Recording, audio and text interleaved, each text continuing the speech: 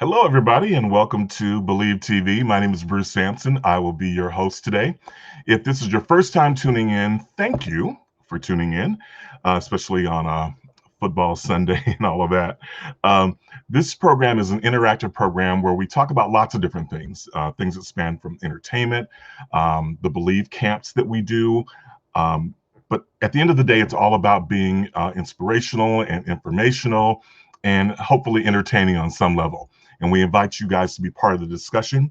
One of my favorite things about this is getting a chance to have discussions with people and learn more about what motivates them, about their careers, and lots of things like that. And I'm so excited to have the honor of having a dear friend who is going to be part of the program today and as our special guest.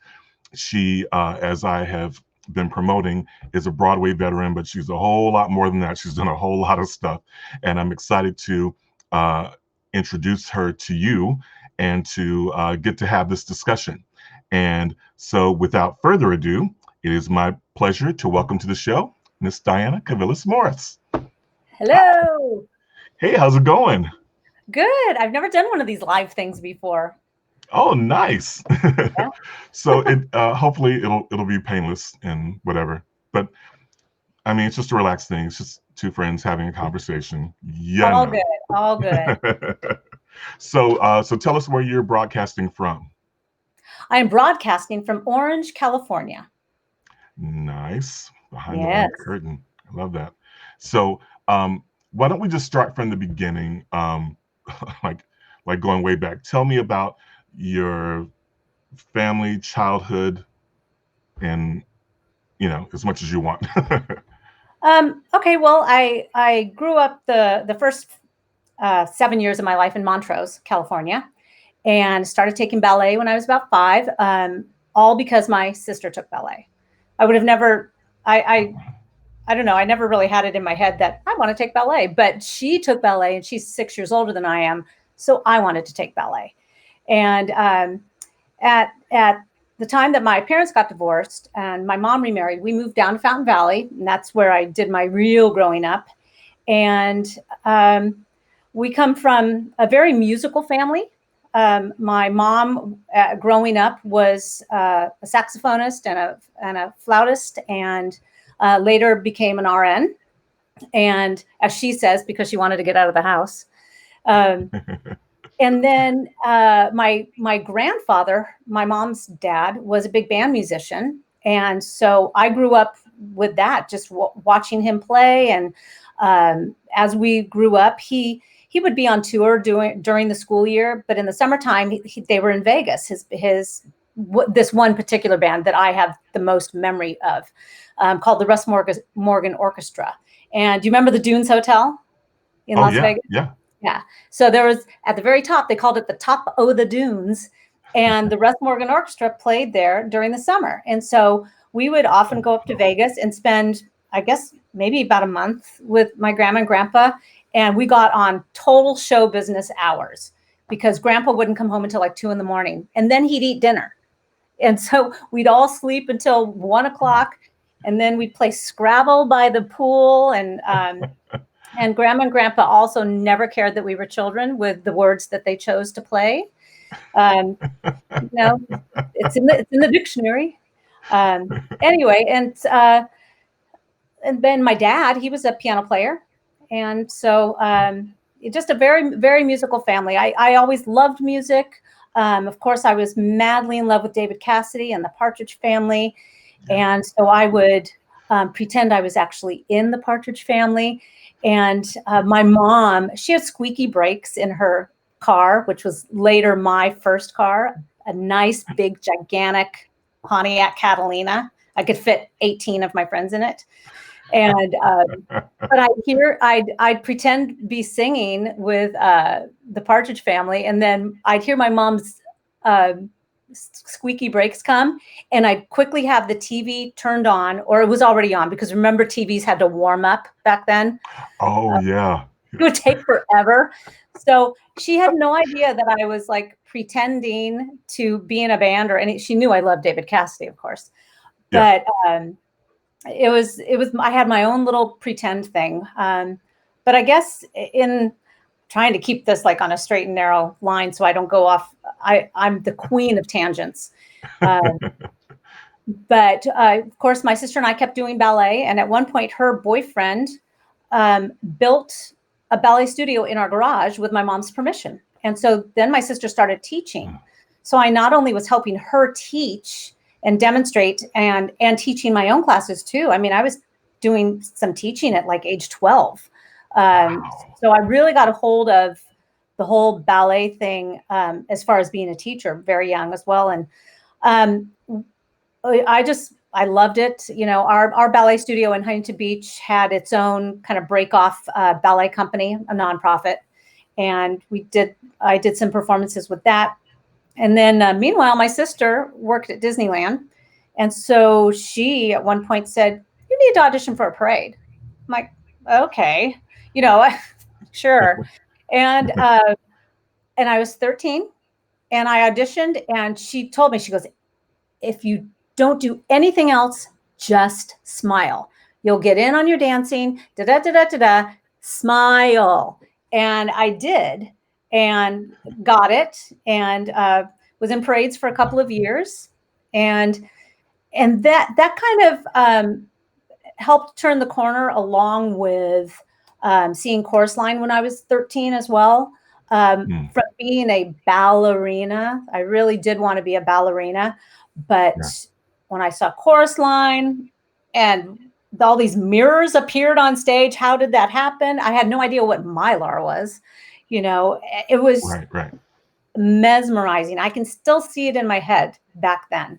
And I just kind of turned the corner, and in high school started doing musicals. And then my first musical that I was doing was Bye Bye Birdie.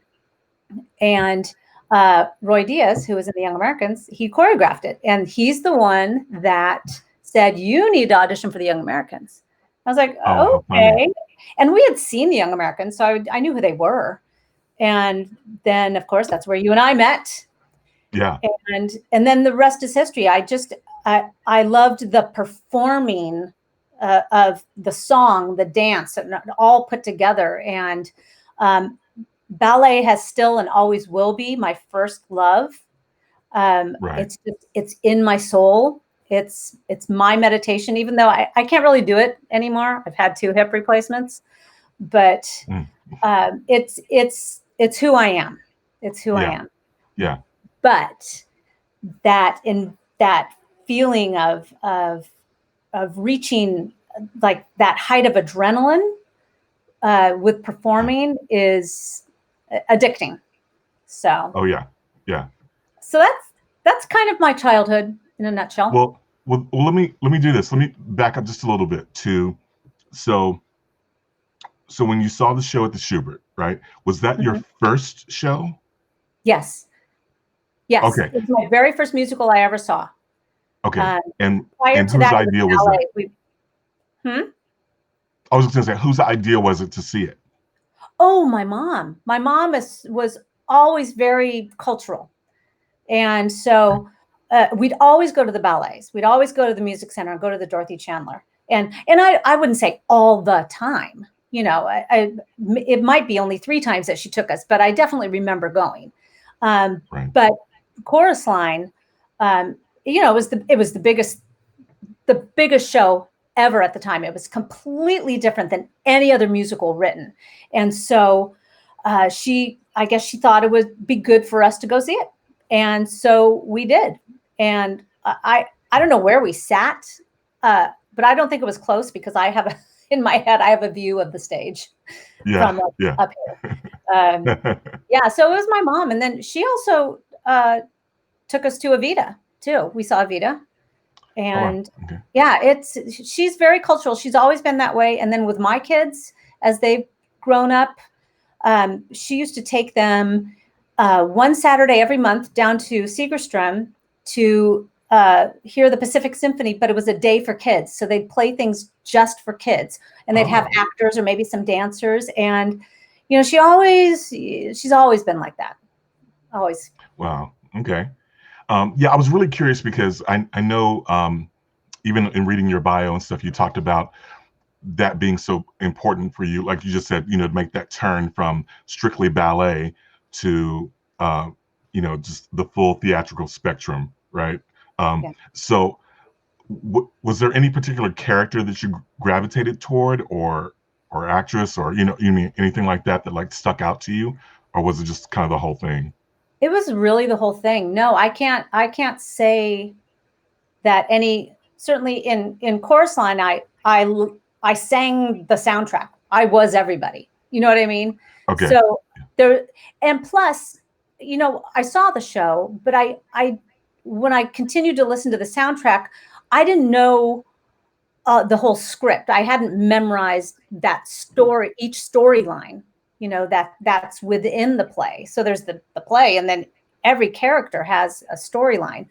And so I don't know who I really gravitated toward while listening to the soundtrack. And as far as anybody being like, a hero for musical theater, I don't have one. I just think everybody who's come before me is so talented that I want to be just as good. Yeah. I would say the only person I really, looked up to was Barbara Streisand. I mean, Yeah. her voice still. Right. So tell me, in terms of training, so clearly, you had lots of training and everything in ballet. So did you also take like private or any type of classes in acting and singing, or was it mostly what you got through Young Americans or school, or what? Both. So mostly through Young Americans in school. With ballet, you have to have a teacher. And frankly, with voice, you should have a teacher. And with acting, you should have a teacher. But you don't need a teacher. With ballet, you do. You cannot just learn ballet. Right. I always had a natural ability to sing. And in fact, when I did Pippin in high school, I played Catherine. And my mom came to see me with a bunch of her friends, and they all were like, "When did she learn how to sing?" Because I never let on that I could sing. Anytime I was singing in the house, it was because it was empty. The house was empty. And by the way, Nicole, my daughter, she has always been the same way. It's funny. It's like a gene, I guess. Yeah. But I later did get some voice lessons because I was doing a show, Cats, and I developed thrush from my asthma inhalers, and then I was singing on top of the thrush, which caused me to get a node. And I was like, "Oh my God, my career's over," Oh, yeah. And I took a month off from the show. I came back and I immediately sought out a voice teacher that everybody was taking. We were in San Francisco at the time, and he told me, he said, "You sing correctly, but we need to tweak this and we need to tweak that." And he developed my mix and my head voice. That head voice, I never had a head voice. I'm an alto belter, but you have to have that in order to sing other things than just belting out, Buenos Aires. So he helped me. And it was wonderful. And funny enough, when I took from him, when I first got him on the phone and everything, he said, "Okay, well, let's start whatever he said, Tuesday. And I need you to be here at 8:30 in the morning and do not say a word before you get here." I'm like, 8:30? Who sings at 8:30 in the morning? But I'm telling you, if you do a vocal warm up the minute you wake up, before you start wrongly speaking, your voice will last a lifetime. And I have always kind of gone, do a little silly, dumb warm up. Everybody makes fun of me in this house for warming up, but it's to take care of that. So that voice teacher really taught me a lot. So So as far as training, the acting, I had it in high school, and then that was basically it. I kind of just started working, and I probably should have, when I've had these jobs, maybe taken some acting on the side just to get better. because there's always room for improvement. So, I mean, that's what I would tell all the young kids, and I've told my kids this, there's always somebody better than you are. So don't think that you're at the top of the game, because you're not. Yeah. Wow. Now, we throw around the term triple threat a lot, in entertainment, right? And for those that don't know, that generally just means that you can sing, dance, and act. And usually it means that you do them all very, very well. But you were one of the first people I think I ever met that I legit went triple threat. Yeah, she's a triple threat. So, like, was there ever a conscious thing for you that you needed to be that, or that you wanted to be that?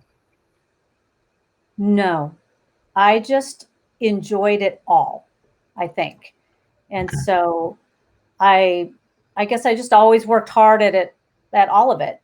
But no, there's never, the whole triple threat thing. I never, it never made a difference to me.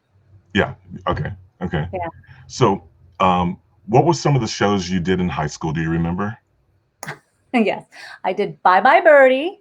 I was the sad girl, so I danced the Put on a Happy Face dance. And then I did Pippin, and so I was Catherine. But then in my senior year, I didn't do a musical because I was in Young Americans and went on tour with the Young Americans. And my mom, the coolest mom ever, Mom, if you're out there, hi. She signed me out of high school. She said, if this is what you want to do, I think you're going to learn more doing it than you are finishing your last semester in high school. But she made me promise to take my GED. And as you know, I took my GED when we were all living in Atlanta. And so it all evened out. Yeah.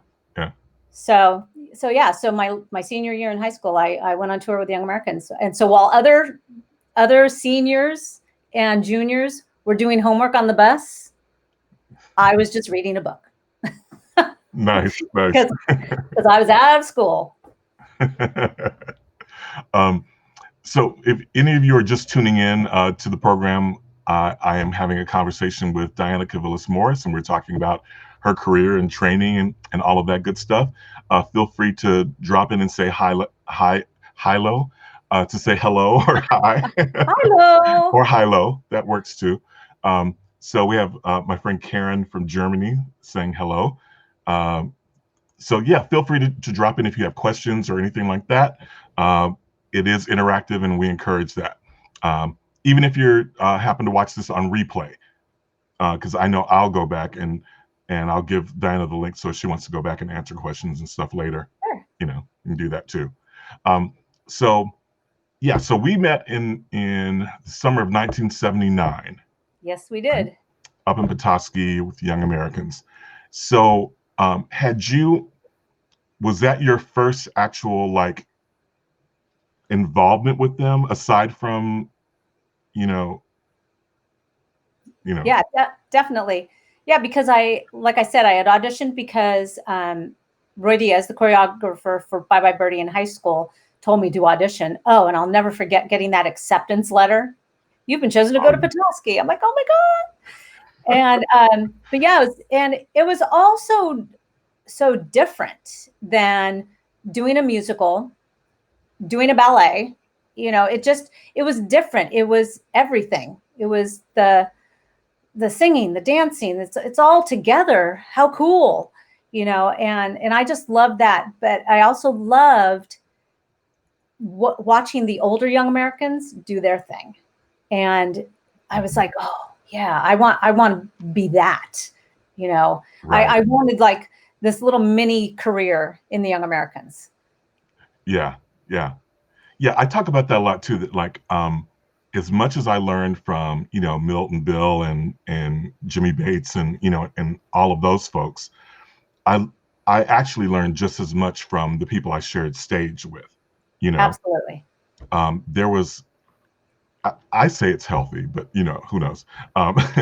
There was this kind of friendly, healthy competition that I think that at least I felt that was like if you shared a stage with someone, if the person next to you was going, more full out than you, that's where I learned for me the different gears, the levels, because I came in performing thinking, oh, I'm great, where I am. And then you're performing next to someone like a Diana Kavilis and you go, oh, wow, there's another gear, like to turn it up. So was that your experience as well? I mean, I know you said you looked up to the older ones, but. Yeah, it really was throughout all of Young Americans. And you mentioned Jimmy Bates. Jimmy Bates was so great to me when we were back here in California from Petoskey, and we were doing the Richard Rogers show, and he was re-putting it together.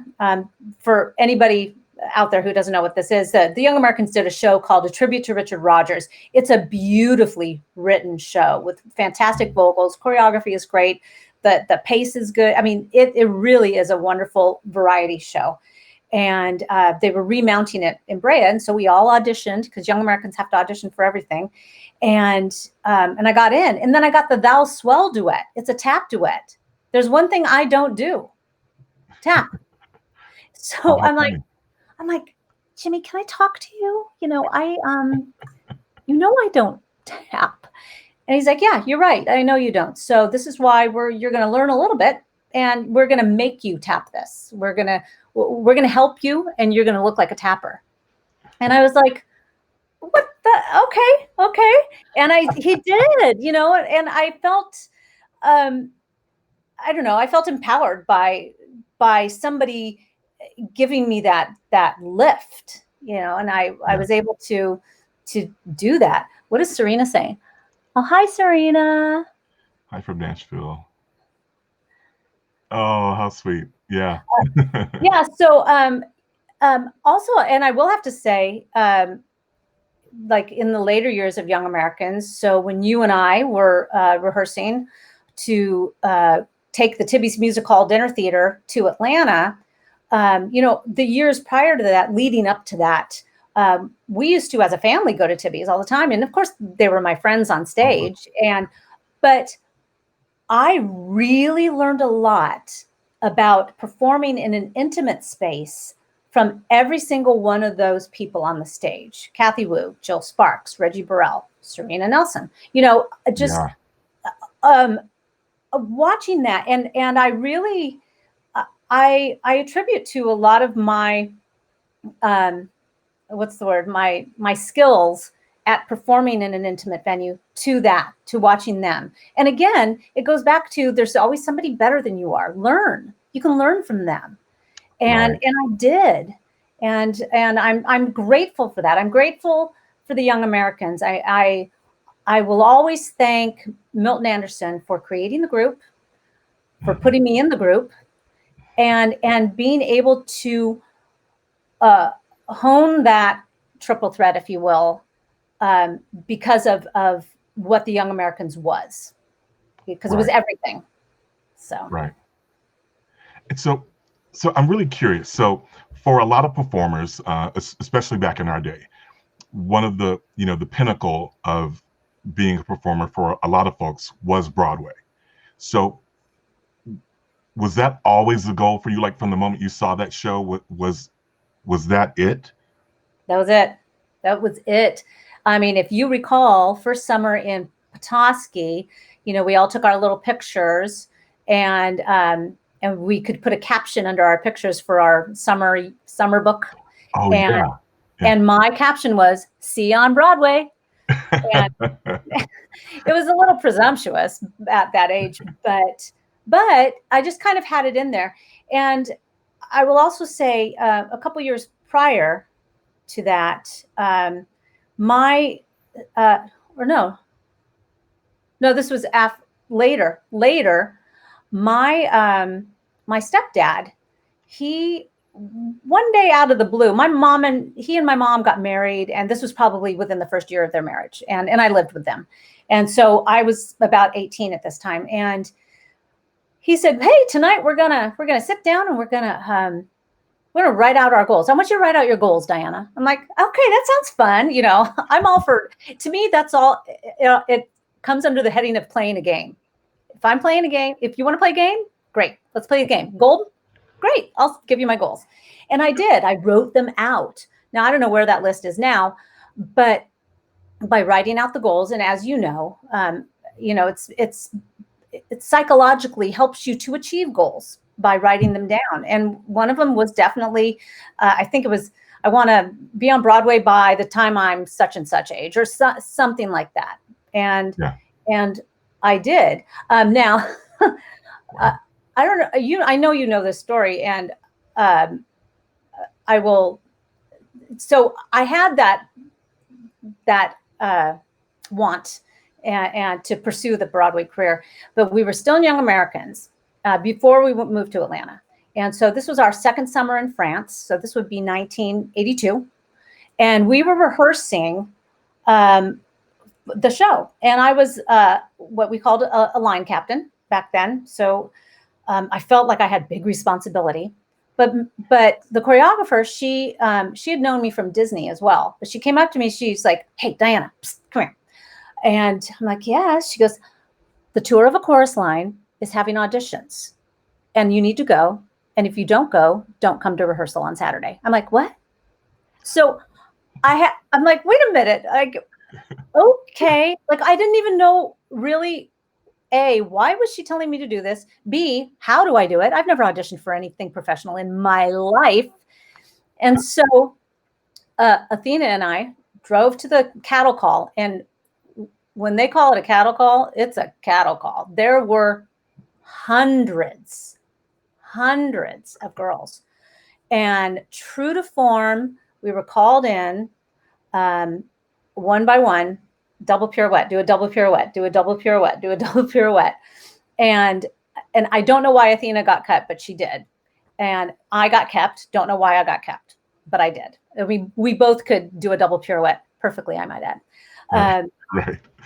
So a side note to this story is because I didn't know what I was doing, I was really nervous about the whole process. And what if I goof something up? What will that do to my career later on down the line? What do I do? What do I do? And I don't have a picture and resume. So I had a school picture, which was like a 3x5, and I stapled it to typewriter paper. Remember actual typewriter paper? And it kind of had a watermark on it. Yeah. And I typed up in the Underwood manual typewriter, what I've done, which was like 3 things. So I like quadruple spaced it just to fill up the page. But I didn't use my own name. I used my mother's maiden name. Because I was so nervous about this whole process. Like I said, I didn't know what was going to happen. Wow. By the end of the day, they offered me the role of Maggie. I am not joking. And I was like, huh? Okay. And through thought and time, I turned it down. With everything that was happening, a new boyfriend, we're going to France. I feel like I need to be there. I just couldn't accept it. And I turned it down. Wow. But I will say that the way I planned that, I don't know where I came up with using a fake name or a real name, but it was my mother's. It all worked out because it was a learning experience for sure. I don't think I was ready to do a tour at that time. I just really don't. And so then, as years went on, and then of course, I don't want to jump ahead in your questions, but then I later actually did the dang show. Wow. Yeah. Okay. So a lot of that I did not know. Oh, yeah. That's really cool. That's amazing, in fact. So, so the name thing never really came back to bite you or anything? No, because I never told anybody. Wow. I mean, there were a few people that knew, but I certainly once I got into the business, actually started doing shows, no, I didn't tell anybody because I didn't want it to bite me. And I don't really know why it would. You know what I mean? I was a green. I was so green. I didn't know what I was doing, and but obviously I had foresight to not be Diana Kavilis and turn it down. Right. Right. Because then it'd be like, oh, isn't that the Diana Kavilis that turned us down? Why does she want to be on our show now, not then? Right. Right. Yeah, and that's kind of what I was thinking. So we have Hi, Chris. Chrissy Lee. Haven't heard half these stories, so I'm loving this. Oh, awesome. Yeah. That's why I love doing this. I get to talk to my friends and learn stories, like, because sometimes like you hear stories, little bits and pieces, but you don't get like, like Paul Harvey used to say, the rest of the story. Right. So, there's the rest of the story. So I love that. And then somebody else you may know. Oh, I might know Kayla. For those of you who don't know, this is my oldest daughter, Kayla. Oh, Maggie. Well, I'll answer Kayla's question. Okay. So after I did do the show, and then later after it closed in New York, I don't know if you want to segue into all that, but I'll answer Kayla's question. When I was on a tour, I understudied Maggie at one point. So, oh, wow. And I did go on for her. Yeah, but not. It's a really hard part. It's a hard song to sing 8 times a week. So kudos to every person who's ever played Maggie. Honestly, It's really hard. Now, when you were on tour, what was how do you phrase that? What was your age in comparison to the rest of the cast and all that? Was it all comparable or? Yeah. Oh yeah. Yeah. Oh, okay. Okay. Yeah, definitely. Yeah. Once, yeah, in fact, most of my shows that I have done in my career, we've all been comparable in age within probably 7 to 10 years. Okay. Okay. Mm-hmm. So Kayla said, that's awesome. Yeah. Once even. Yeah, right. So true. So true. And I thought I knew you. That's awesome. So let's talk a little bit about, actually, let's take a break for a second and play the game that I kind of gave you a hint about. Okay. Okay, if you're down for that. So I hope this works out well. So for those of you who have seen the program before, if you haven't seen it before, I'm going to try to make this work. Let's see which one. Ray Garcia took that picture for everybody who wants to know. Oh, did he really? I wish I could make the picture bigger, but at least you can see it. Okay, yeah. So basically what this is I'm just going to show you a series of pictures. Yeah, I Facebook stalked you and Googled you and stuff and found different pictures. Oh, I'm in Google? Career and stuff. And yeah, you are. And so I'm just going to show you pictures. And if you want to share a story about it or just talk about that picture, you can. Otherwise, you can go, neat, next, and we'll just move on to the next one. Okay. Cool? I'm ready. Okay.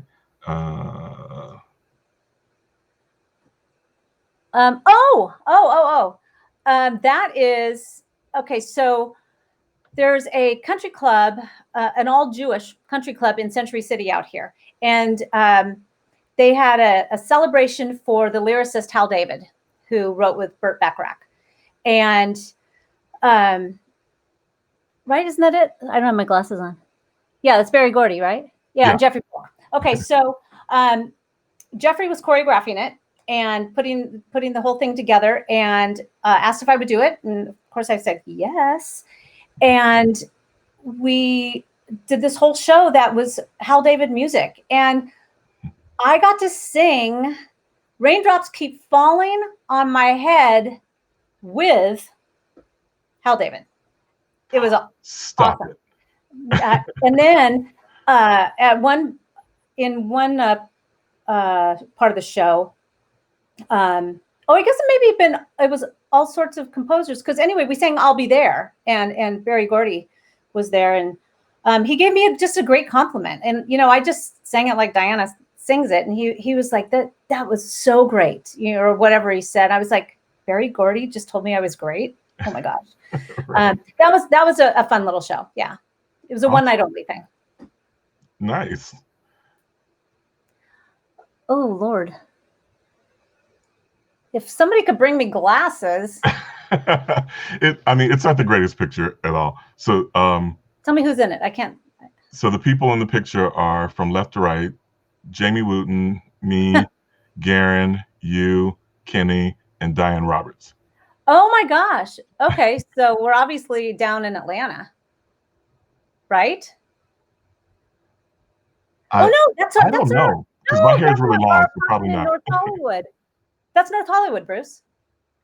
Oh. That's in our apartment. Oh, that's when Diane came to visit one time, and that's when we watched her news bloopers videotape that I was just telling Nicole about.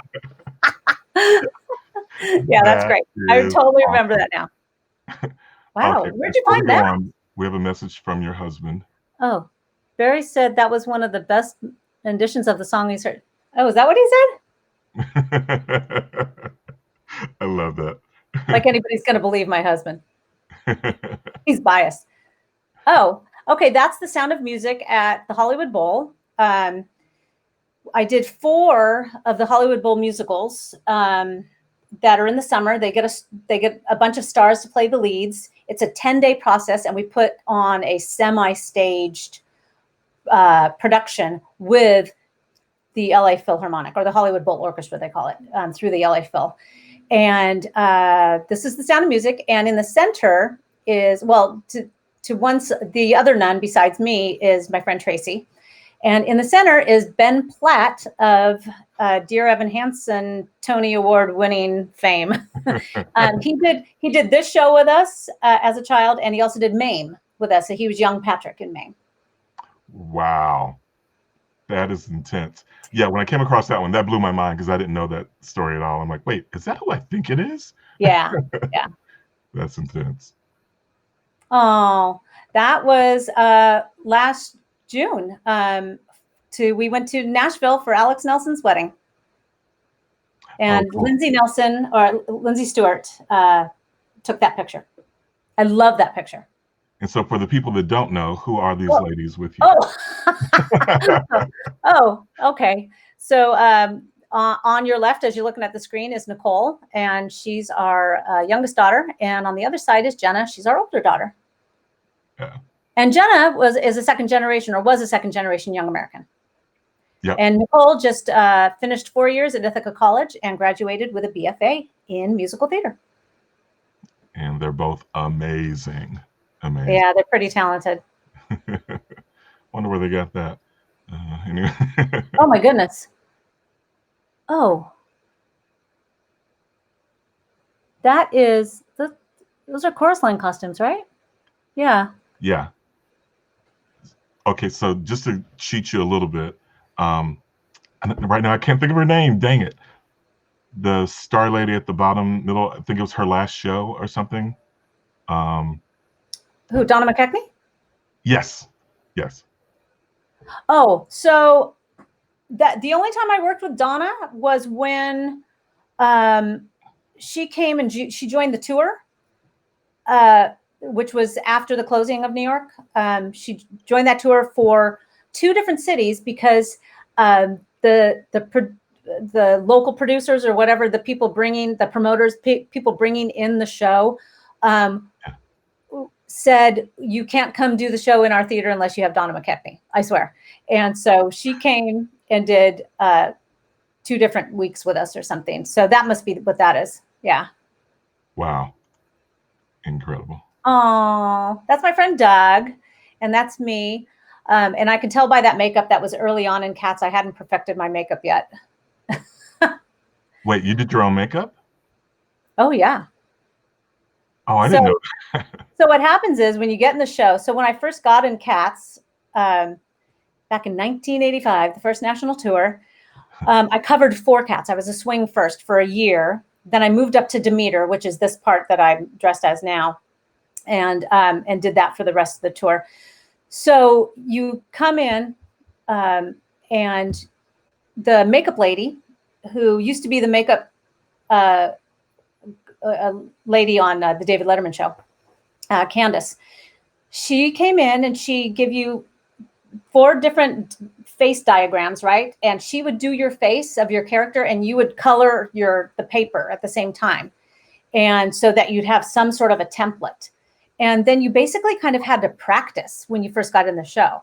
And luckily, since I was a swing, I kind of didn't have by the way, you're going on a week from tomorrow. You know, when you're a swing in a show, you come in, you learn the show, and then you just wait for the phone call when they know you're ready. So, and somebody's out. They don't just stick you in the show willy-nilly. But anyway, so when I started doing my makeup, it was taking like an hour. And I'm like, okay, there's no way if they said in the middle of the show, you have to go on after intermission, that I could have this makeup on. And, you know, through time and all that stuff. By the time it was near the end of the tour, and I did Demeter's makeup all the time, so it was the same makeup. I got it down. I could do it in 15 minutes. And wow. Yeah. I had no idea. I always assumed that you had someone doing all that for you. No. Now in other shows like Wicked, you know, they do have someone doing the makeup. You know, so wow. Some shows they do, some shows they don't. Yeah. Incredible. Oh, my very first headshot. And I have my copy of it too, somewhere around here. Oh, did I to Bruce? Have a bitchin' summer. So what was just curious if you remember what the 19 is there for? The 19? Where does it say 19? At the very bottom left corner, there's a little circle. Oh, I don't know. I don't know what that's for. That's certainly that it's not on the picture, the regular picture. Right. Yeah. Okay. I just wondered if there was some kind of. No, I have no idea. Okay. Cool. Oh, okay. So that's Jenna when she was about 12. And the Young Americans, along with Tarbell Realtors, were doing their annual musical convention, or whatever they call it. And they did South Pacific. And Jenna auditioned and got the role of Nagana, who was the little girl who also had a brother, and they sang Dites-moi pourquoi la vie est belle. And Brian Stokes Mitchell was Cable. Yeah, that's his character, right? Oh, what a terrible musical theater veteran I am. That is so cool, though. Yeah. I don't know why I don't remember that. I'm sure I saw it, right? You might have. It was at Segerstrom. They did it at Segerstrom. It was actually a really good production. Susan Egan was in it. Susan Egan was in it, and Hugh Panaro was in it. And funny enough, Hugh Panaro and I did a show years prior together. We did Martin Guerre together. Oh, how funny. So it's like, do you remember me? It's like, of course. Oh. Okay, so that's 2 different pictures. So yeah, the one on the left is a Christmas parade in 1977. I might be best friends with Alice in Wonderland. And danced on a float with Christmas that were shaped like Christmas boxes. And one day it was raining, and I slipped from one box to the next down to the street. I was like, boop, boop, boop, boop, boop. Oh my God. I was like, I'm good. And then the picture on the right is, so when at Disney, when I was a part of the Big Thunder Ranch celebration trio at the Big Thunder Ranch barbecue in Frontierland, we sang songs while people ate their barbecue. And at one point, they were determining whether our entertainment was not turning the tables fast enough or slowing it down. So we went on like a 3-week break from the restaurant, and we created a new show, a different show, all practically the same songs, in the Jamboree, Big Thunder Jamboree next door for those 3 weeks. And we called it the springtime celebration or something. And it was really fun. It was during Easter, and we sang songs with kids. And then all of a sudden, every hour or something, every type of rabbit, Disney rabbit, came out, and we all did the bunny hop. And and Brer Rabbit. I mean, Brer Rabbit was there. When do you see Brer Rabbit anymore? Right. And Roger Rabbit. They all came out. That was really fun. But they determined at Big Thunder Barbecue that the tables turned faster with the entertainment, because oftentimes people would sit there and linger to listen to us. But when we had a break, then it was like, okay, kids, let's go. So we kind of kept some sort of a weird clock for the guests to just up and leave. Yep. Cool. Oh, so on the left is backstage in some city. Don't know where it is, but that was Evita. And that certainly was not my first time going on. Otherwise, I would have never posed for a picture, because I was having bowel issues the first time I ever went on. Because I was on that tour, I was the matinee, I was the understudy. So there was a regular Ava, then there was matinee Ava, and then there was me. And I got the call one day. It was like, okay, Diana, it's time. And I was like, okay. It was like 10 in the morning for the 2:00 matinee. So I had it early enough, but man, I was so nervous. It's a hard show. Fast costume changes, and nonstop. And I was so nervous in the opening of Oh, What a Circus, because she's part of the crowd. She's not revealed as being Ava Perón yet. And the whole time I'm like, walking around the coffin.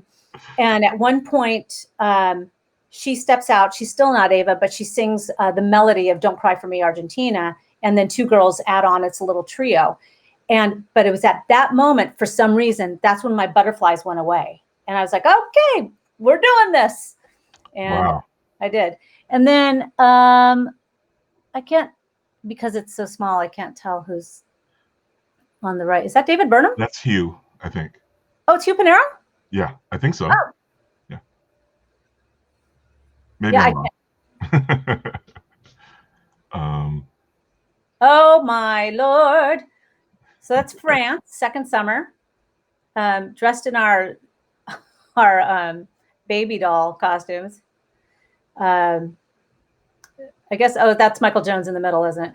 Yes. Uh-huh. Yeah. So that's the Mr. Robot Man. Now, how big was your cast? 30, the usual. Wow. Okay. Yeah, it was 30. Great cast. First summer was also 30, I think. Chris can answer that question. Yeah, I mean, man, those 2 summers in France were so wonderful.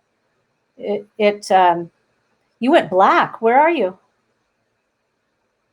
I've lost Bruce. Are you there? Yes. Okay, I have no idea what just happened. Oh my gosh. I'm like, okay, I'll just talk to nobody. No, the two summers, for those who don't know what I'm talking about. Young Americans, we went to France, I think all told 3 summers, maybe 4 summers in a row. And I went the first 2. And we performed at this casino. It's called the Palm Beach Casino. And right there in Cannes, France. And it's the beaches. Remember when Elton John did his I'm Still Standing video? That's where we were. So we performed on this outdoor stage, and there were no wings or anything. Like if you went off stage, you went down these stairs underneath and changed your costumes there. And the backdrop was the Mediterranean Sea. I mean, it was so beautiful, so beautiful. Amazing. And we did all sorts of. Now that's rehearsal because the shows were at night. Okay. So So fun. We had such a great time. Let's see if I can make this keep going. We recently had a Zoom with Ray, and with a bunch of a few others. And anyway, so that's a before picture. So that summer, that's the 1982 summer. It was nonstop. Once the show started, it was, the sweat trickled, then it got bigger, then it got bigger and bigger. And we have an after picture of that. So we're all perfectly beautiful there. Makeup is on perfectly. My hair is done. And then our after picture is we are drenched with sweat. It looks like we taken a shower. Drenched. So funny. And then the picture, that's Kenny, who's my husband, if anybody wants to know. And that was at the Young Americans 50th reunion. Oh yeah. Okay. Yeah. Remember we had like cocktail hour at near the that's the new YA show, isn't it? Or no, that's Vegas. And then on the right is, because that's Liberace on the right. So Young Americans, we had the great opportunity of performing with the biggest entertainer in the world at that time, certainly Liberace. And so we were in Las Vegas at the Hilton Hotel, and we were integrated into his show. He loved the Young Americans. And we auditioned for him at Debbie Reynolds' studio. I'll never forget it. And he was sitting in a chair watching us. And I was like, oh my gosh, it's Liberace. Because we knew who Liberace was. People don't maybe necessarily know who he is these days. But he was really a nice person, a talented person. His show was the exact same show every night, to the T, to the laugh. Like you go, the same laugh every night. And his jokes and everything, and everybody ate it up. We had such a great time. That was fun. And we also were in Lake Tahoe too. So we got to, and he invited us over to his house to swim in his pool. I mean, he was so nice. Yeah. Amazing. Yeah, he was. Because I can't tell who that is. Can I make this bigger at all? Like the screen? Yeah, I don't know how else to. For some reason it resizes me, but not. Yeah. Okay. Yeah. I honestly can't see who's in those pictures. Oh wait. Was that Kiki? Oh. Yeah, it's my three girls. It's your kids and me. That's at the Young Americans, because that's my red dress I wore. That's right. That's at the Young Americans 50th reunion. Yep. That's so funny that I had trouble seeing that it's your children with me. And just one other thing too. Well, I'll get back to that later. But go ahead with this one. Is that Tibby, Sandpiper? Yep. Okay, so this is what I was talking about earlier when I used to see Tibby's Music Hall with the Young Americans down here in Seal Beach, and then 10 of us plus 3 musicians were chosen, including the host, Bruce, to go to Atlanta and do the same exact shows at a new restaurant. It was the second level of an already existing restaurant, and they completely gutted it and rebuilt this to be a dinner theater. They built a stage and everything. And so we all just moved to Atlanta, and that's us right there. And such great fun. And again, we were all able to improve our skills and work on, even if we didn't know we needed to work on anything, just having seen Tibby's, I was able to, emulate people that I saw. How they looked at that person, or gave a little wink, or whatever it is, to include the people. Because if you're in an intimate space, you can't do that fourth wall thing. You can't. Right. You have to include who's in front of you, and I think we learned a lot. We did it for over 2 years. You left first. You were one of the first ones to leave. Well, I left and then I came back. Oh, that's right. 82, Lee, Chris. We moved the week before Thanksgiving. In fact, the week of Thanksgiving, Kenny and I were driving my Toyota, and our clutch went out in Amarillo, Texas.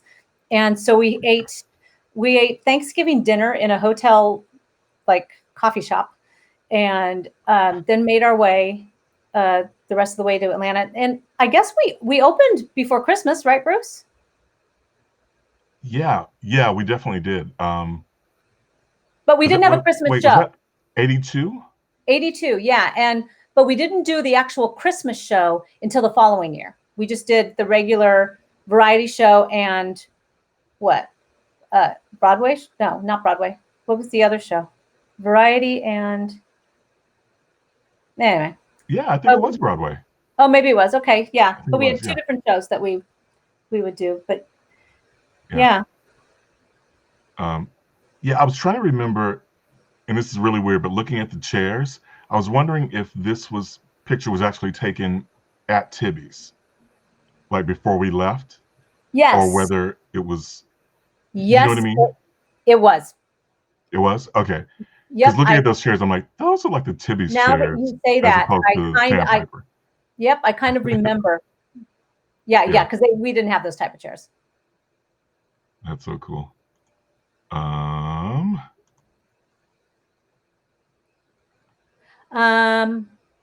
Oh, that is Nicole in the picture. So she won a J. Ray Award for her portrayal of Deanna Morales, and she was so good. And this was at Orange County School of the Arts. She was a junior in high school, and her story is kind of funny because she was in musicals from 7th grade, 8th grade, but 9th grade was the one. 9th grade, she performed Millie in Thoroughly Modern Millie at Orange County School of the Arts through the Integrated Arts Conservatory, because she hadn't been able to get into the music and theater conservatory. So she did Thoroughly Modern Millie, and she just blew us away. First of all, I knew how she got in the car one night after dress rehearsal, and she's like, I couldn't belt out the rest of Jimmy Jimmy. And I'm like, oh no, in my head going, oh, you'll be fine. I was thinking, oh my gosh, she's going to be so nervous. I don't want her to be nervous about this whole thing. And so I went opening night. I had a big glass of wine before I went because I needed to calm my own nerves. And she opened her mouth for the first time, and I was like, what the heck? I couldn't believe it. And then she's a fantastic tapper. So she was tapping everything. So she finally got into the Music and Theater Conservatory, and it was her junior year, and she got Deanna Morales. And we didn't touch on this, but if anybody wants to know, I did chorus line. I did eventually do chorus line in New York on Broadway, and I was part of the closing cast of the first production of A Chorus Line. So that we closed in 1990. I played Val, which is the tits and ass girl, and I also understudied Cassie, and loved every minute of that show, every bit of it. And then I later went on to do, as I said, I was on the tour. I was a swing on that tour. I did Cassie in many different productions. Anyway, I had not seen a production of A Chorus Line since my last time doing it, which was in La Mirada in 2003. So now it's 2014, I guess, when Nicole's getting ready to do it. And we go to opening night, and the band is so, well, first of all, the music is brilliant. And I don't use that word a lot because it bugs me when people use it, but I have to use it. It's brilliant, brilliantly written. And all of a sudden, when they turned around, they're going 5, 6, 7, 8, and it goes into the music. And we were about the 4th row or 5th row. I don't know how it happened, but I had waterfalls coming out of my eyes. I just started weeping. And I was like, Wow. oh, it's terrible. And it was such a good production. But what made this so great was Nicole's portrayal of Deanna Morales was so good. She just got it. She got it. And she sounded wonderful. She ended up winning a J-Ray, which is the John Raitt Youth Awards for musical theater in high schools. And she got a scholarship money, I guess. And she also got to be a part of a week-long in Broadway intensive thing in New York. And she was already going to be in New York doing a summer thing with Cap 21. Anyway, so that's what that is. That's her Wow. J-Ray.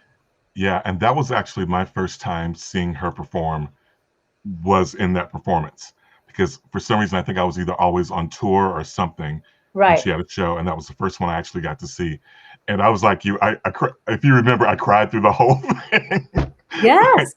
I was just stunned because I remembered that girl you described earlier that was similar to you, that she'd be in, like, at your house, she'd be at the grand piano playing and singing stuff, and I'd walk in and go, "Oh my gosh, Nicole," and she would just like immediately freeze and like or run or like, and like, oh my gosh, this child is so talented, and I don't think she'll ever be able to perform on stage, and then to then see that was like, you're joking, like, you got to be kidding me. And I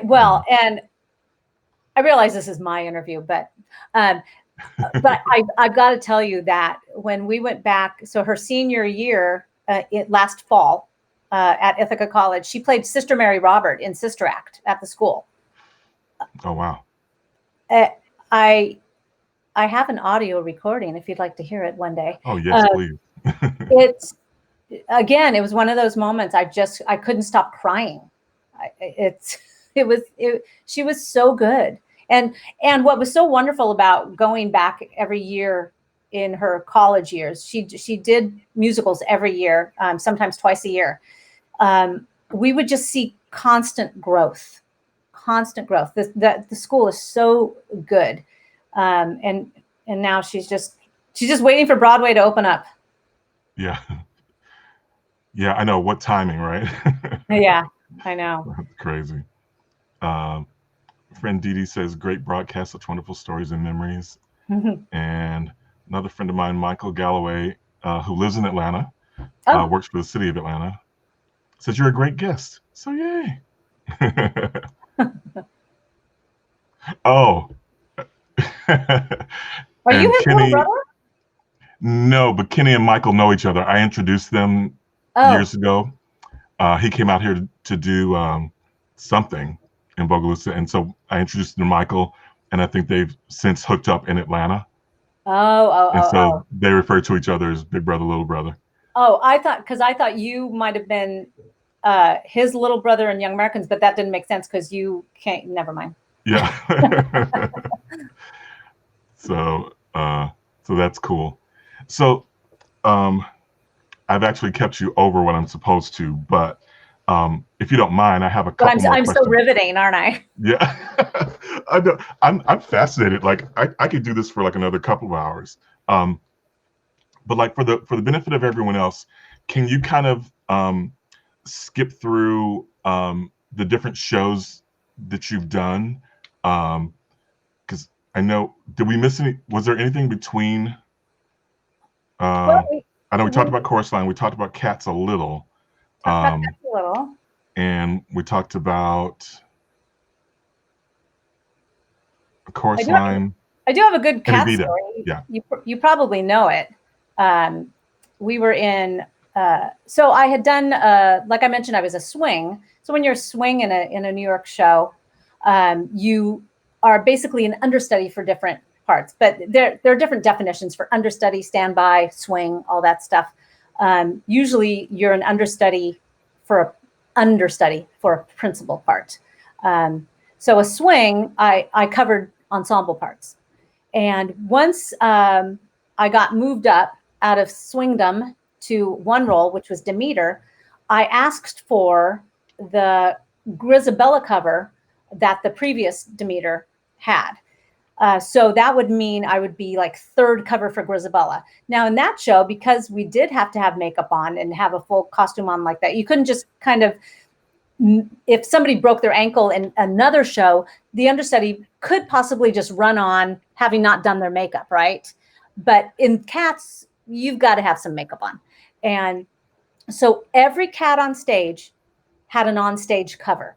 So if something happened to a cat, then that cover, who was in there, would jump in.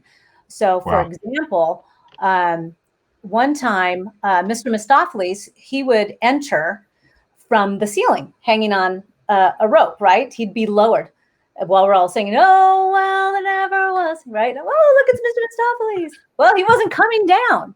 He's like, we're like, oh, where is he? Oh, well, he was stuck. His line got stuck.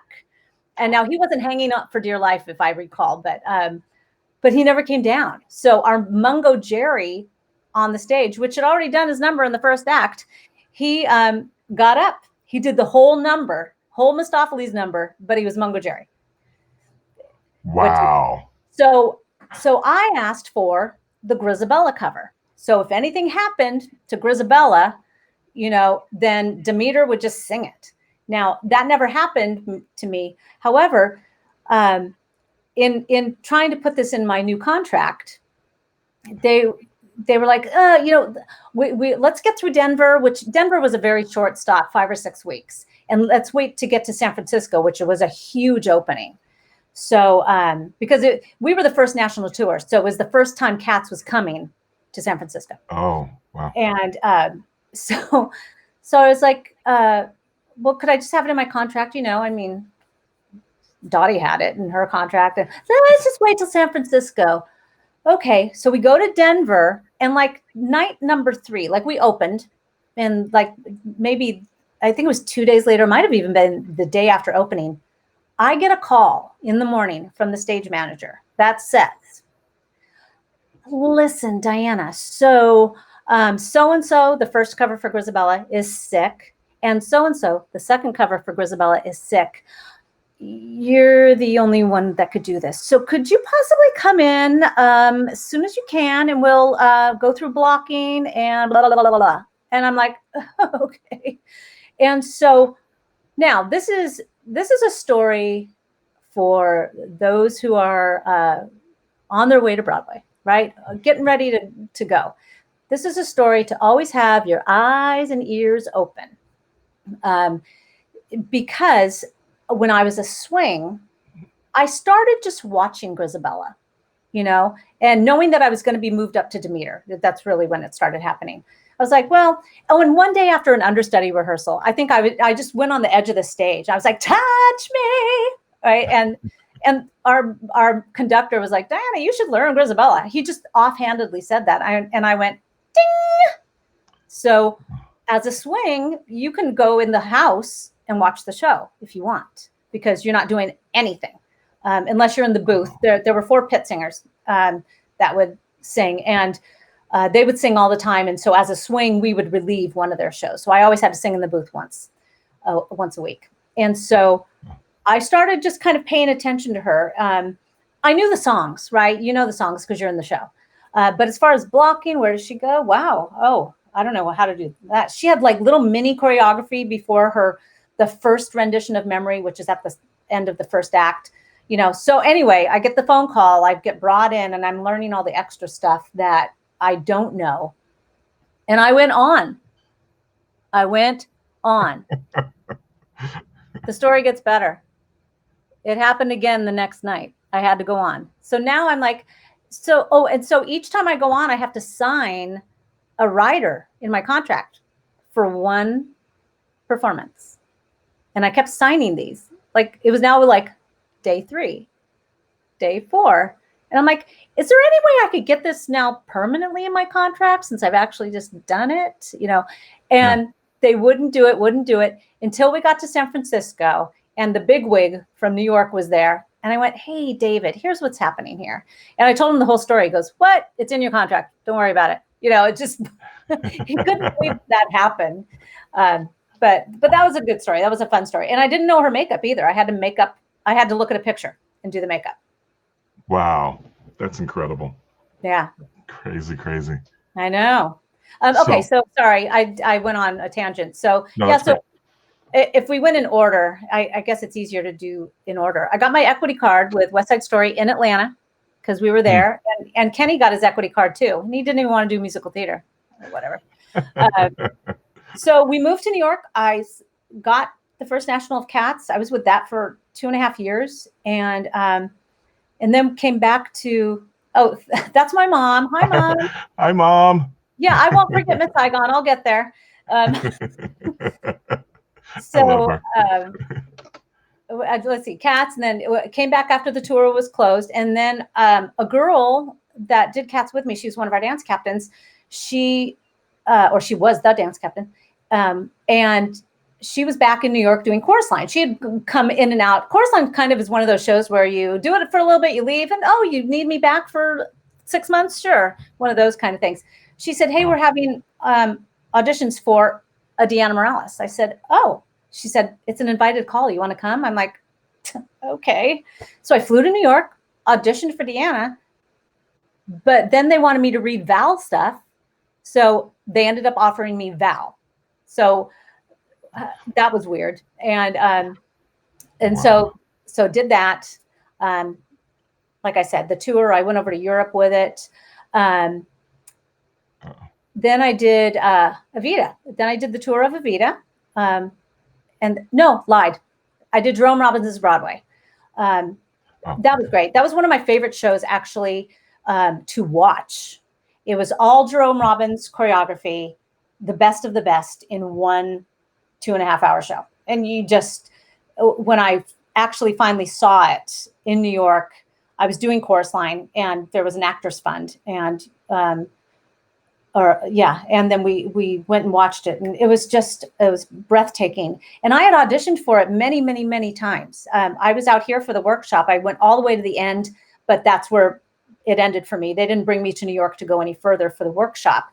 And so when I was in New York, they kept calling me in for auditions. Can you come in for can you come in for a singer, come in for a singer dancer, and I kept going in and going in and going in.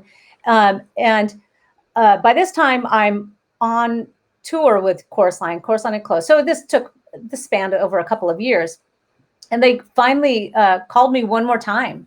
And they'd be like, we'd like you to come in for Claire, which is a part in the On the Town section, and then ensemble.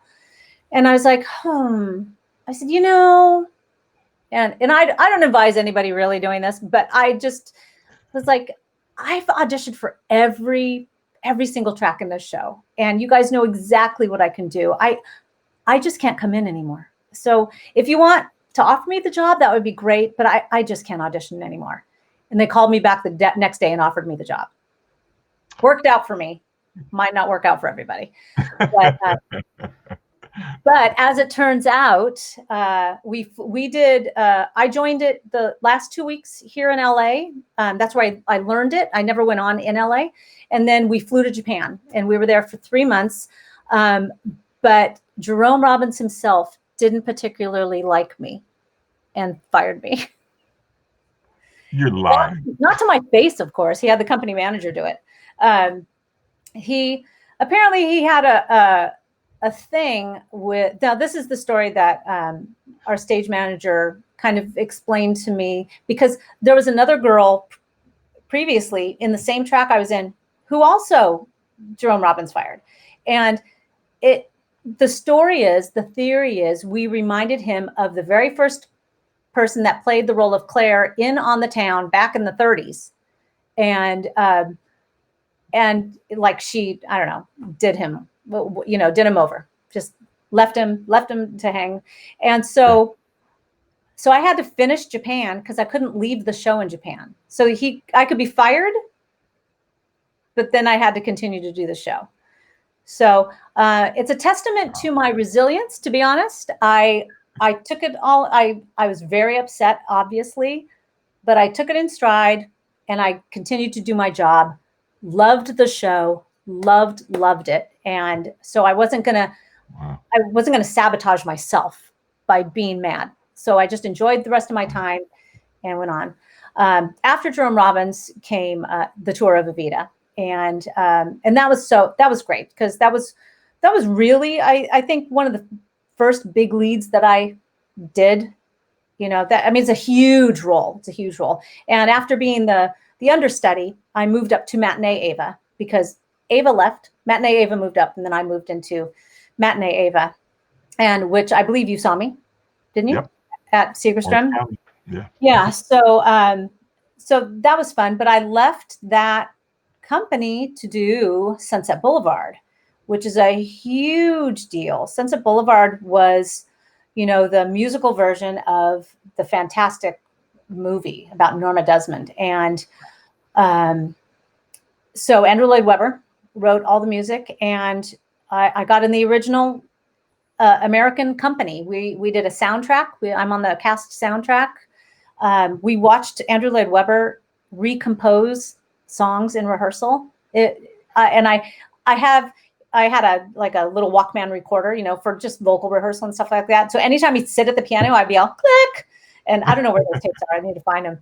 I was like, this is so cool. So we did that. It was a wonderful experience, And I will say this. Yeah, you saw me do that too. Yeah. And I will say that, so jumping back to my having those vocal lessons that developed my head voice and everything, right. I understudied the second female lead, which was an ingenue, which had a soprano line. You know me, I'm not a soprano, but because I had that training, I was able to develop all that. I was able to be given that understudy, which is a testament to the voice teacher, Eddie Syag, by the way. Sunset Boulevard, what happened after that? I guess that must be Miss Saigon. Mother, this is for you, Miss Saigon.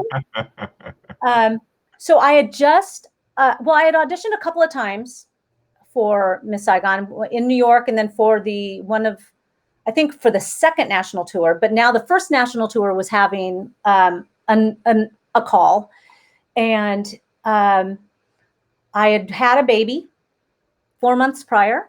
That would be Jenna. And who starred in Sunset Boulevard? Glenn Close, everybody. Glenn Close. I love Kitty. Yes. And I will say, one of the nicest people ever. She made a point, sorry, I told you I'm the queen of tangents. It's all good. So when we were rehearsing for Sunset Boulevard, we as ensemble members who, we had a few things on our resume, but hello, Glenn Close. So you didn't want to assume that she would have lunch with you or anything like that. So you kind of automatically keep your distance because you didn't want to, it's just weird, right? She's a big, huge star. She came to us. We're all sitting out on a table and she's like, hey, you guys, can I join you for lunch? Like, yes. Wow. And her dressing room door was always open. And she always had her dogs backstage, by the way, and they'd run up and down the hallway. It was funny. But she was, on Valentine's Day, she brought us each long stem roses, and we were all she had us gather in a circle, and she gave us each the rose. She didn't just say, here are your roses, come get them. She went up to each and every one of us and gave us a rose. Wow. So yeah, she's really wonderful. So anyway, back to Miss Saigon for my mother. So I go I call my agent. So this is I can make this a story for future actors too, who are in this business. Agents are great. They are. Okay. Agents are great. They are in charge of getting you an appointment that you want. It's all set up for you, right? They negotiate your contract. They're great. But so much of this business you can get on your own, right? Now, there are some things that they might not have an open call for something. They're only accepting agent submissions. So great. But back in my day, it almost just didn't really matter if you had an agent or not. I did at this time. And I said, hey, do you think you could get me an audition for Miss Saigon? They're here this week, blah, blah, blah, blah. And he said, okay, sure. He called me back and he said, they don't have any spots open. Now, back then, I don't know, I sort of had a little bit of a name. People kind of knew who I was.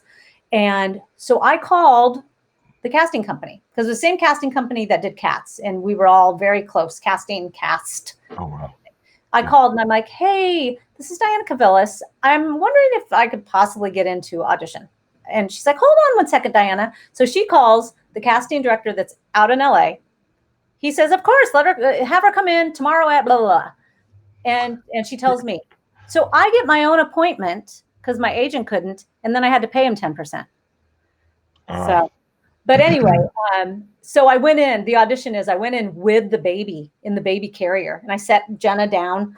And then I sang the tune. And they were all looking at her. I'm like, I'm over here. And anyway, I ended up getting the show. So I went on the road as Ellen and with a baby in tow. And it was in my contract. So on their end, on the Miss Saigon end, they had it in my contract that she can be in the theater, but if she's a nuisance, that she has to not be in the theater.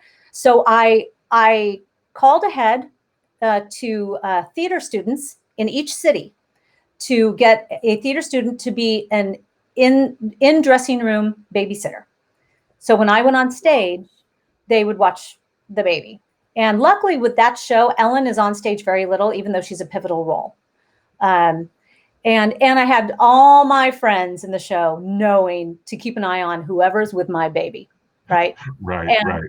And I always had a talk with the stage door person. I said, nobody walks out of this building with my baby but me. Understood? Yeah. So that was great. So she grew up she celebrated her 1-year birthday with that show. And there was another baby her same age too. So we had a dual first birthday party. It was fun. That's incredible. Yeah, it was great. And then I got an award. You know how you close a show and you have these awards, the Miss Saigon Awards or whatever. And I had when I stopped breastfeeding during the run, all of a sudden my hair started falling out because the hormones had stopped. Oh. And so I got the award for most hair loss. So, I mean, what can you do but laugh? Right. Then let's see, Miss Saigon. I think then I had Nicole, and I did some local shows, regional shows. I'm just kind of throwing the big ones out there, but that's when I did Martin Gare. And that's an interesting story in itself because I had the two girls, and so same casting director that I was talking about with Saigon and Cats, same casting director, Vinny. He calls me one day, and we had just come out of the grocery store. I'm like holding a juice box for Nicole and like throwing crackers at Jenna or something, And he goes, "Hey, Diana, I would like to know if you could come and join the company of Martin Gare." And I'm like, "Oh. Okay, well, where do I audition?" He goes, no, you don't have to audition. I'm like, but I don't know the music. What am I doing? I was so confused. He goes, "Diana, David Caddick," so a guy that was in charge of many shows that I was in, including Cats. That's where I first met him. But he was Andrew Lloyd Webber's right-hand man with Sunset and also with Phantom, but I didn't do Phantom, so I'm not going to include that. Anyway, I guess David, some girl needed to leave like immediately from the show to do another show, whatever. And David said, "Call Diana." And I'm like, "Really?" And it's the one and only time I've ever been called like I was somebody to do a show, like I was Glenn Close or somebody. And, but it was so hard. I had to learn the show in 3 days and go on.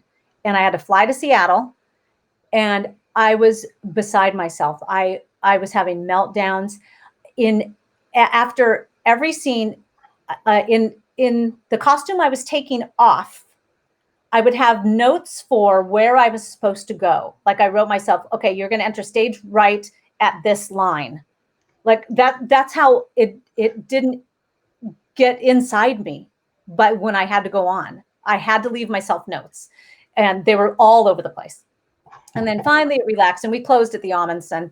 It was a pre-Broadway tour. And before I joined it, they had just gotten news that it wasn't going to Broadway. So I came in with really bitter people. And I was like, oh, hey, guys. But it was fun. That was a very short stint for me. That was only 9 weeks. I finished up Seattle and then came down to the Amundsen. And that was that. And Wow. I think that's my last like big show I did. Other than that, then it was more local shows and the Hollywood Bowl musicals and and then Disney. I was in the Frozen Live at the Hyperion for 4 years, but we have since closed, which I'm sure everybody has heard. And lots of employment lost. So. Well, let me ask you this. So I've kept you way too long, but I do have 2 more questions if you'll indulge me. One is, well, I'm going to preface it by saying, you have always been to me like the consummate professional, like just watching you and how you approached everything is just always been as a pro. And so, you know, that's my view, my feeling of always looking at you going, that's the way you do it. I remember, I don't know if you remember this, but I remember Kayla coming to me and telling me that you had given her this advice about auditioning and how to approach it. And, you know, you always have your stuff together and, you know, it's not about, I don't remember exactly, but something about something to the effect of it's not about socializing. It's not about this. It's not about that. You go in, you do your thing and, you know, whatever, just have your act together, all that. And so saying all of that, I wonder how, like, is every job the same to you? Like whether it's Disney, whether it's Hollywood Bowl, whether it's, I mean, I'm just going to say this term, although it can mean lots of things, community theater, whether it's whatever.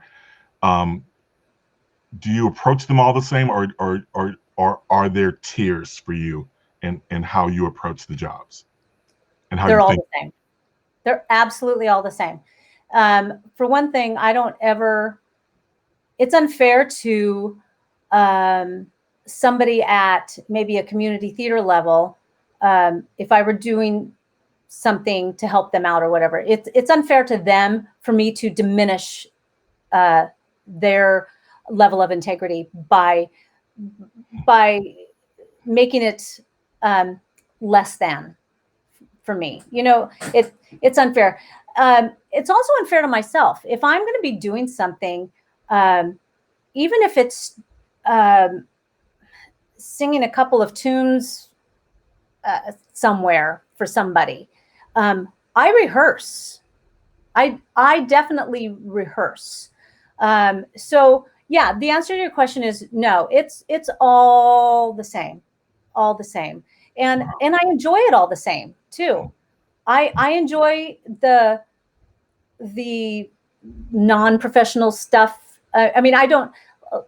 Just for case Actors Equity is listening, I don't do non-professional stuff outside my unions.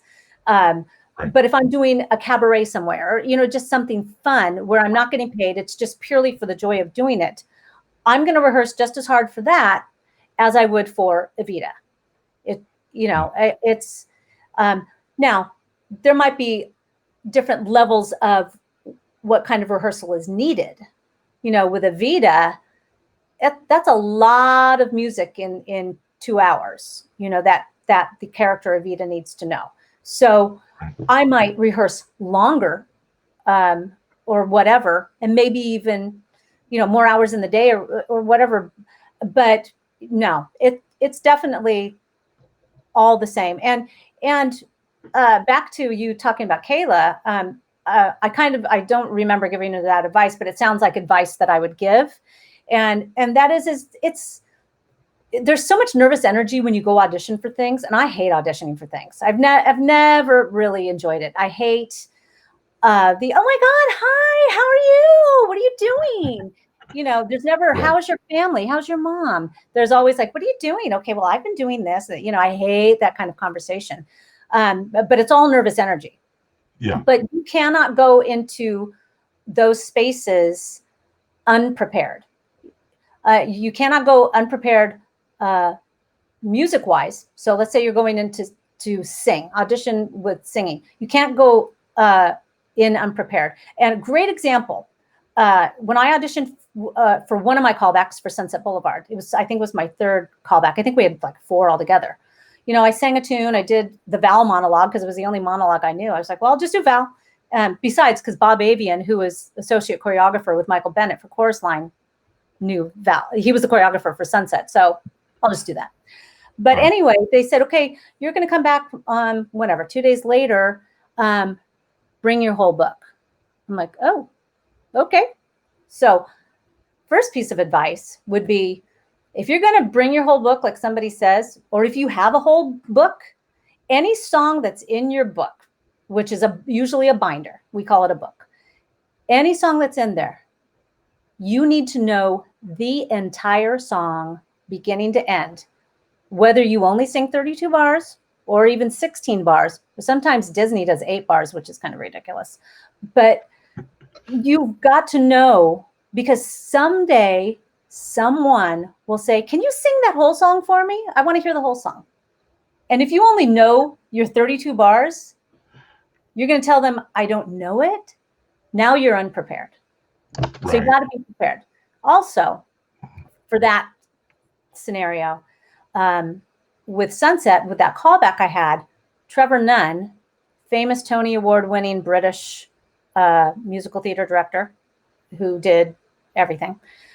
He was our director for Sunset Boulevard, and he started talking to me. So this was at a callback where now the director is going to be really involved with each actor that comes in. And he said, so you were in the first national tour of Cats. He's looking at my resume. And I said, yeah. He goes, I directed that, didn't I? I said, you did. However, I didn't come into it until 1985. So I missed out on your direction. Da, da, da, da. So another thing, do not lie on your resume, because you will get caught. And nobody likes a liar. Right. So, and by the way, I did sing more than one song that day. So you got to be prepared. And when you're in an audition space, it's your time. If somebody's talking to you, you have a right to go, hey, I'm just trying to concentrate. Or you go outside. You tell the audition monitor, I'm going to go outside 10 minutes. I'll check back in. But, you know, if for some reason they call me early, would you mind coming out and getting me something? That is your time, your space, your audition. Everybody else around you, they don't matter to you. And by the way, you don't matter to them either. They're just going, so, anyway, so yes, everything, bottom line with the question is, every type of performance I do, even if it's a funeral, I put as much effort into it as I would doing Sunset Boulevard. Wow, that's really impressive. Okay, so with Believe, our motto with this show and also with the camps and stuff that I do is embrace the possible. So I'm kind of putting you on the spot a little bit, but I was wondering if you can take that phrase and maybe tell me, one, do you agree with it, and what does it mean to you? And yeah, anything you want to say about that? Well, I think in everybody's lives, no matter what line of work you end up going into, what career path you have, there are always possibilities out there for anyone, anywhere. What you have to do in becoming blank is you can't wait for possibilities to come to you. I think you need to reach for those possibilities, and a lot of those possibilities can be attained with the help of, and I'll refer back to my stepdad making me write out a goal list. If you write out a goal list, all of a sudden there are possibilities that pop up. Oh, and you might notice, oh, there's an audition for this. Oh, the director is doing that. He's the one that did that show. Oh, that would be awesome if I could get in with him, and maybe I'll have the possibility of working with that person in the future, as long as I work hard, Right. Yeah, I think everyone has possibilities. I think possibilities are out there to come to you, but you've got to be proactive. You've got to do your part in grasping and grabbing and holding on to those possibilities, and then making whatever those possibilities are come alive, and help you be who you are or what you're doing, or if you're merely changing the color of your hair, something you've got to, once the possibilities come to you, you've got to take charge and just help them blossom. Is that okay? No, that's great. That's perfect. Thank you so much for doing this. Like, so without getting too hokey or weird or anything, at least I'll try. Well, first of all, Diana Pendleton says you're stunning. Thank you. So, oh, thanks, Diana. Yeah, without being too weird about it, like, so we basically known each other since we were 15, Yes. so that's a little bit of time. And it's a little bit of time. And for those that know us, know that like our relationship is very much giving each other a hard time all the time, and you know what I mean, like teasing each other and friendly put downs or whatever, you know what I mean, like, but it's all so sometimes when you have relationships like that, we can forget to be genuine and say, I have so much respect for you, I love you. There's all this stuff that I feel, but I never ever say. So I wanted to take this opportunity to say thank you for everything you've ever taught me. Going all the way back to that very first summer, I was this kid that, I felt like everyone there knew stuff that I didn't know. Like they knew all the secrets and I knew nothing, and no experience, like you'd already been doing shows and had jobs, and I'm like nothing. So the fact that you were, even though we joked around and stuff, you were still kind enough to have patience and work with me and all of that, and just being a great friend over the years, and for our families to be so close, and for you've always treated my kids like they were your own, and I've always felt like your kids were like my kids, and and all of that. Tell them apart. What's that? I can't tell them apart. Right. All I know. Kids. I love when they take pictures together, because like most people can't. They're like, you're all sisters. Which one's mine? But yeah, so I just wanted to say, like, the whole time I'm just beaming as you're telling these stories, and as you're throwing out these names like Trevor Nunn and Jerome Robbins. I'm like Glenn Close, and I'm like, there's this pride within me of like, that's my friend. Like that's so cool. So anyway, thank you for everything over the years, and thank you so much for taking the time to do this today. I really appreciate it. Well, I don't want to say ditto, but ditto. I totally agree with you. We fail to really kind of get to a serious point to just say, how much we appreciate our friendships with anybody. But yeah, you and I kid a lot. We've always, we can dish it and take it for sure.